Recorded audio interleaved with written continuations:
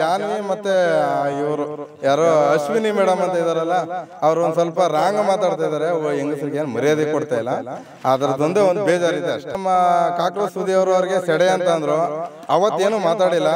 ಅವತ್ತು ನಮ್ ಗಿಲ್ಲಿ ಸ್ಟ್ಯಾಂಡ್ ತಗೊಂಡಿದ್ದಾನೆ ಅವ್ರ ಬಗ್ಗೆ. ಅದರಿಂದಗಡೆ ಬಂದು ಹುಡುಗಿರ ಬಗ್ಗೆ ಹೆಂಗಸ್ರ ಬಗ್ಗೆ ಕೆಟ್ಟದಾಗಿ ಮಾತಾಡಬೇಡಿ ಅಂತ ಗಿಲ್ಲಿ ಹತ್ರ ಅಶ್ವಿನಿ ಮೇಡಮ್ ಜಾಸ್ತಿ ಜೋರ್ ಮಾಡಿದ್ದಾರೆ. ದೇವರಾಣಿ ಬಂದು ಅಶ್ವಿನಿ ಡೈರೆಕ್ಟ್ ಇಷ್ಟಪಡಲ್ಲ, ಆದ್ರೆ ಅವ್ರು ಏನು ಮಾತಾಡಿಲ್ಲ.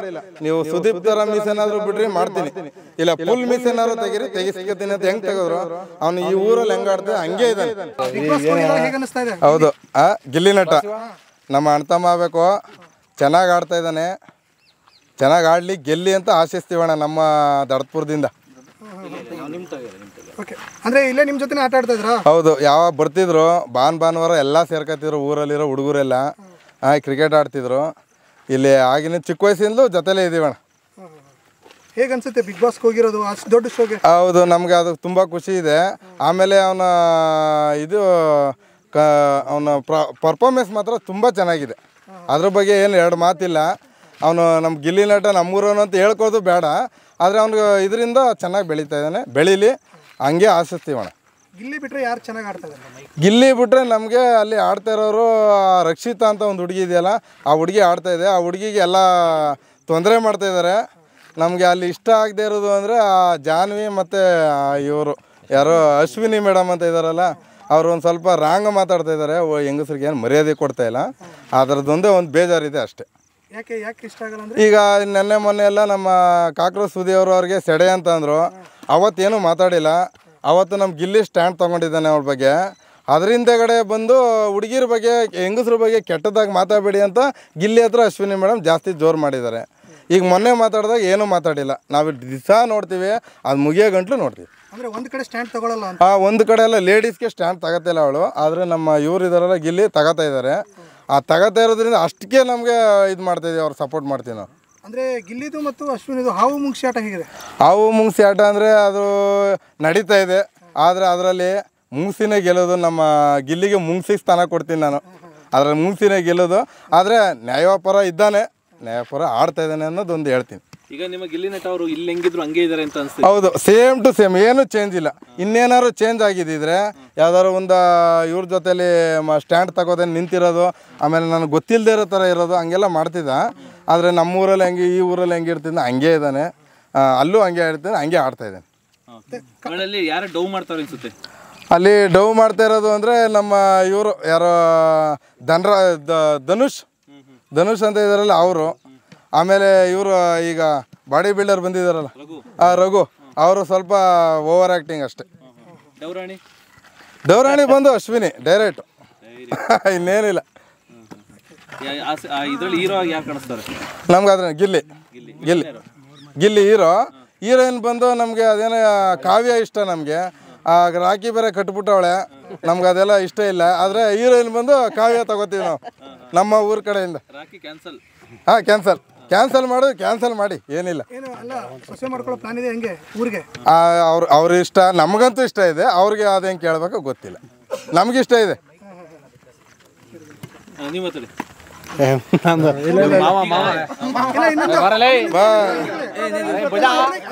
ಮಾತಾಡೋ ನಮ್ಮ ಊರಿನ ವಾಟರ್ ಮ್ಯಾನ್ ಇದ್ದಾರೆ. ನಮ್ಮ ಅಣ್ಣ ತಮ್ಮದಿರು ಮಾತಾಡ್ತಾರೆ, ಮಾತಾಡಿ. ಮೀಸೆ ಎಲ್ಲ ತಗ್ಸಿದ್ರು. ಹೌದು, ಈಗ ನೀವು ಹೇಳಿದ್ರೆ ಮೀಸೆ ಎಲ್ಲ ತಗ್ಸಿದ್ರು ಅಂತ. ಈಗ ಅಲ್ಲಿ ನೋಡಿದ್ರಲ್ವ ನೀವು, ಏನಾದರೂ ಒಂದು ಈಗ ಟಾಸ್ಕ್ ಅಂತ ಆಗಲಿ ಶೋನೇ ಅಂತ ಆಗಲಿ ಯಾರಾದರೂ ಮೀಸೆ ತೆಗ್ಸೋಕೆ ಇಷ್ಟಪಡಲ್ಲ. ಆದರೆ ಅವರು ಏನೂ ಮಾತಾಡಿಲ್ಲ. ನೀವು ಸುದೀಪ್ ಥರ ಮೀಸ್ ಏನಾದರೂ ಬಿಡ್ರಿ ಮಾಡ್ತೀನಿ, ಇಲ್ಲ ಫುಲ್ ಮೀಸ್ ಏನಾದ್ರು ತೆಗಿಸ್ಕೊತೀನಿ ಅಂತ ಹೆಂಗೆ ತೆಗೆದ್ರು ಅವನು ಈ ಊರಲ್ಲಿ ಹೆಂಗೆ ಆಡ್ತಿದ್ದ ಹಂಗೆ ಇದ್ದಾನೆ. ಹೌದು, ಹಂಗೆ ಇದ್ದಾನೆ. ನಮ್ಮ ಜೊತೆಲಿ ಫುಲ್ಲು ಕ್ಲೋಸ್ ಆಗಿದ್ದ. ನಾನು ಈಗಲೂ ಹಂಗೆ ಇದ್ದಾನೆ. ಈಗ ಫೋನ್ ಮಾಡಿ ಮಾತಾಡ್ಬೋದು. ಈಗ ಫೋನ್ ಇಲ್ವಲ್ಲ, ಆರಾಮಾಗಿ ಏನೂ ಇಲ್ಲ. ಏನು ಜಂಬ ಇಲ್ಲ. ಊರಿಗೆ ಬಂದರೆ ಅದೇ ಪಂಚೆ, ಅದೇ ಶರ್ಟ್, ಬನಿಯನು ಹಾಕೊಂಡು ನಮ್ಮ ಯಾವುದೇ ಫಂಕ್ಷನ್ ಇದ್ರೂ ಬರ್ತಾನೆ. ನಮ್ಮ ಇದರಲ್ಲೇ ಇರ್ತಾನೆ. ಭಾನುವಾರ ಇಲ್ಲಿಗಂತೂ ಖಂಡಿತವಾಗಿ ಬರ್ತಾನೆ. ಎಲ್ಲ ಆಡ್ತೀವಿ. ಅದರಲ್ಲೇನಿಲ್ಲ. ಇಂಥ ಒಬ್ಬ ಹುಡುಗ ಅಲ್ಲಿ ಹೋಗ್ತಾನೆ ಅಂತ ಅನ್ಕೊಂಡಿದ್ದೀರಾ? ನಾವು ಅನ್ಕೊಂಡಿರಲಿಲ್ಲ, ಆ ಥರ ಏನು ಅನ್ಕೊಂಡಿರಲಿಲ್ಲ. ಇಂಥ ಹುಡುಗ ಅಂದರೆ ಅವನಿಗೆ ಇದಿತ್ತು, ಸ್ಟ್ಯಾಂಡ್ ಇತ್ತು ಆ ಥರ ತಗೊಳ್ಳೋಕ್ಕೆ. ಆದರೆ ಆ ದೇವರು ಇದು ಕರುಣಿಸಿದಾನೆ. ಆದರೆ ಒಳ್ಳೆ ತುಂಬ ಇದರಿಂದ ಬೆಳೀತಾರಿದ್ರೆ ನಮ್ಮನ್ನ ಆಶಿಸ್ತೀವಿ, ನಾವು ಬೆಳೀಲಿ ಅಂತ ಹೇಳ್ತೀವಿ. ಒಂದು ಕಷ್ಟಪಡ್ತಾ ಇದ್ದಾನೆ, ಬಡವ್ರ ಮನೆಯಿಂದ ಬಂದು ಕಷ್ಟಪಡ್ತಾ ಇದ್ದಾನೆ. ನಿಮ್ಗಿಂತ ಜೂನಿಯರ್ ಸೀನಿಯರ್ ಅವರು? ನಮಗಿಂತ ಸೀನಿಯರ್ ಅಣ್ಣ. ಇವ್ರಿಗೆಲ್ಲ ಸೀನಿಯರ್, ನಮಗೆ ಸೀನಿಯರೇ, ಆದರೆ ಇದರಲ್ಲೆಲ್ಲ ಸೀನಿಯರ್ ಲೆಕ್ಕ ತಗೊಳ್ಳಿ, ಏನಿಲ್ಲ. ನಮ್ಮ ವಯಸ್ಸಲ್ಲೆಲ್ಲ ನಮಗಿಂತ ಜೂನಿಯರೇ, ಆದರೆ ನಮಗೇನು ಮರ್ಯಾದೆ ಕೊಡಬೇಕು, ಇಲ್ಲಿ ಬಂದರೆ ಹೆಂಗಿರಬೇಕು, ಆ ಶೋ ಅಲ್ಲಿ ಹೆಂಗಿರಬೇಕು, ಸುದೀಪಣ್ಣ ಮುಂಚೆ ಹೆಂಗಿರ್ಬೇಕು, ಎಲ್ಲ ಹಂಗೆ ಇರ್ತದೆ. ನೋಡಿದ್ದೀವಿ, ಹಂಗಿಲ್ಲ ಅಂತೀರ ಈಗ ಬೇಡ ಕಣಪ್ಪ ಅಂತ ಹೇಳ್ಬಿಡ್ತಿದ್ದೆ.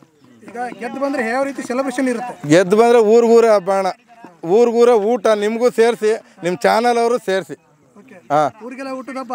ಊರಿಗೆಲ್ಲ ಹಬ್ಬ, ಊಟ ಊರಿಗೆಲ್ಲ ಊಟ. ಆವತ್ತೊಂದು ಇದು ಫಂಕ್ಷನೇ ಮಾಡ್ಬಿಡ್ತೀವಲ್ಲ ಜೋರಾಗಿ. ಈಗ ನಿಮ್ಮ ಊರ ಹೆಸರನ್ನ ಇಡೀ ಕರ್ನಾಟಕಕ್ಕೆ ತೋರಿಸಿದ್ದಾರೆ. ಹೌದು, ಅದ್ರ ಬಗ್ಗೆ ನೀವು ಇಡೀ ಅದೊಂದು ಹೆಮ್ಮೆ ಇದೆ. ಈಗ ನಮ್ಮ ಈ ಮಂಡ್ಯ ಡಿಸ್ಟಿಕಲ್ಲಿ ಯಾರು ಇದು ಬಿಗ್ ಬಾಸ್ಗೆ ಏನಂತ ಇದು ಇರಲಿಲ್ಲ. ನಮ್ಮ ಮಳವಳ್ಳಿ ತಾಲೂಕಲ್ಲಂತೂ ಇರಲೇ ಇಲ್ಲ. ಒಂದು ಇದರಲ್ಲಿದ್ದರು, ಏನೋ ಇನ್ಸ್ಟಾಗ್ರಾಮ್ ಅದೇ ಇದ್ದರು. ಈಗ ಅದು ಇಡೀ ಕರ್ನಾಟಕಕ್ಕೆ ತೋರಿಸಿರೋದು ನಮಗೆ ಒಂದು ಫುಲ್ ಖುಷಿಯಾಗಿದೆ. ಡ್ರೋನ್ ಪ್ರತಾಪ್ ಅವರು ಇದ್ದಾರೆ ನಮ್ಮ ತಾಲೂಕೆ, ಆದರೆ ನಮ್ಮ ಭಾಗ ಈ ಕಡೆ, ಅವ್ರ ಭಾಗ ಆ ಕಡೆ. ಅವ್ರಿಗೂ ನಮ್ಮ ಸಪೋರ್ಟ್ ಇತ್ತು, ಇದೇ ಥರ ಸಪೋರ್ಟ್ ಮಾಡಿದ್ದು. ಅವ್ರಿಗೂ ಗಿಲ್ಲಿ ನಟನಿಗೂ ಸಪೋರ್ಟ್ ಮಾಡಿದೆ, ಯಾಕೆ ನಮ್ಮೂರು ಗಿಲ್ಲಿ ನಟ ಇರಲಿ, ಅವರು ನಮ್ಮ ಇದೆ. ಮಲ್ಲಮ್ಮನ ಬಗ್ಗೆ ಹೇಳಬೇಕು ಅಂದರೆ, ಮಲ್ಲಮ್ಮ ಅವರು ಸ್ವಲ್ಪ ಇನ್ನೋಸೆಂಟು, ಅವ್ರಿಗೆ ಇದ್ರ ಬಗ್ಗೆ ಐಡಿಯಾ ಇಲ್ಲ. ಆದರೆ ಏನೋ ಬಂದಿದ್ದಾರೆ, ಮಾಡ್ತಾಯಿದ್ದಾರೆ. ಆಮೇಲೆ ಈ ಥರ ಸುಳ್ಳು ತಟ್ಬಿಟ್ಟು 4 ಜನ ಮುಂಚೆ ಹೆಂಗಿರ್ಬೇಕು ಅಂತ ಅವ್ರಿಗೆ ಗೊತ್ತಿಲ್ಲ, ಡೈರೆಕ್ಟ್ ಮಾತಾಡ್ತಾಯಿದ್ದಾರೆ. ಇರೋದು ಹೆಂಗೆ ಅಂತ ಫ್ಯಾಕ್ಟ್ ಹೇಳ್ತಾ ಇದ್ದಾರೆ. ಅವರು ಇರಲಿ, ಏನು ಇದಿಲ್ಲ, ಅವರಂತೂ ಬ್ಲೇಮ್ ಮಾಡೋಕ್ಕಾಗಲ್ಲ ಅವ್ರ ಮೇಲೆ.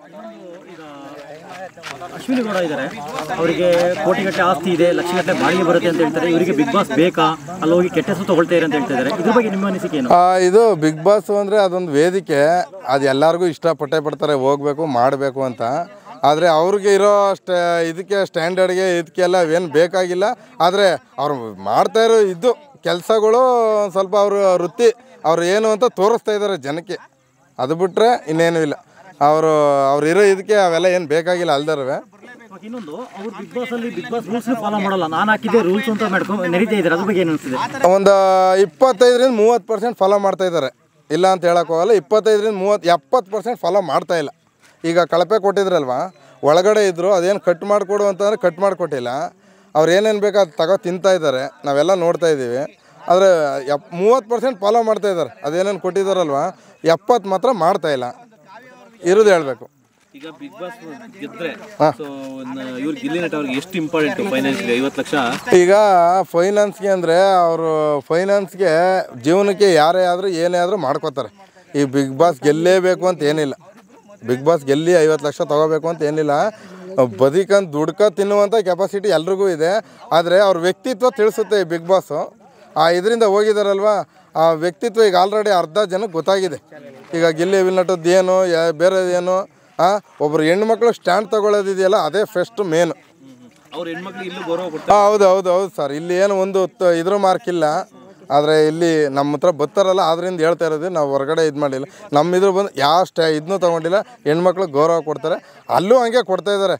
ಯಾರು ಹೇಳ್ತಾರೆ ಲವ್ ಮಾಡ್ತಾನೆ, ಯಾವುದೂ ಮಾಡ್ತಾಯಿಲ್ಲ ಅಣ್ಣ, ಯಾವುದೂ ಮಾಡ್ತಾಯಿಲ್ಲ. ಆರಾಮಾಗಿದ್ದಾನೆ, ಇದು ಮಾಡ್ತಾನೆ. ಆದರೆ ಒಂದು ಮರ್ಯಾದೆ ಕೊಡ್ತಾನೆ. ಇನ್ನೊಂದು, ಲವ್ ಮಾಡ್ತಾ ಇಲ್ಲ ಅಂತ ಹೇಳಿದ್ರೆ, ಈಗ 3 ಶೋ ಮಾಡಿದ್ರು, 3 ಶೋಲ್ಲಿ ಒಂದು ನಿಮಿಷ ಹೇಳ್ತೀನಿ ಹೇಳಿ. ಯಶು, ಗಗನ, ಹೌದು. ಇವರಲ್ಲಿ 3 ಜೋಡಿಲಿ ಯಾವ ಜೋಡಿ ತುಂಬ ಇಷ್ಟ ಆಗುತ್ತೆ? ನಮಗೆ ಗಗನನ ಜೋಡಿ ಸೂಪರ್ ಅಪ್ಪ. ಸ್ಟಾರ್ಟಿಂಗು ಫಸ್ಟ್ ಬಂದಿದೆ, ಅದು ನಮ್ಮೂರಿಗೆ ಬಂದಿದ್ದು. ಅವೆಲ್ಲ ನಮ್ಗೆ ಇದ್ದಾಗ ಫಸ್ಟ್ ಶೋ ಇದೆ ಅದು. ಆದರೆ ಈಗಿಂದು ಇದು ತಗೊಂಡ್ರೆ ಕಾವ್ಯ ಇದು ಮಾಡ್ಕೊಳ್ಳಿ. ಯಾಕಂದರೆ ಕಾವ್ಯ ಗಿಲ್ಲಿ ನಟಿಂಗ್ ಏನಾರು ಆದರೆ ಒಂದು ಸ್ವಲ್ಪ ಮನಸ್ಸಿಗೆ ಬೇಜಾರಾಗೋದು ನಾವು ನೋಡಿದ್ದೀವಿ. ಹೌದು, ಅದರಲ್ಲೊಂದು ಬೆಟ್ರ್. ಹೌದು, ಅದಂತ ನಿಜ. ಫಸ್ಟ್ ಇದರಲ್ಲಿ ಗಗನ ಇತ್ತು. ಈಗ ಈ ಶೋಗೆ ಹೋಗಿರೋದ್ರಿಂದ ಆ ಇದರಲ್ಲಿ ಕಷ್ಟ ಅರ್ಥ ಮಾಡ್ಕೊಳ್ಳೋದ್ರಿಂದ ಕಾವ್ಯ ಬೆಟ್ರು ಅಂತ ನಾವು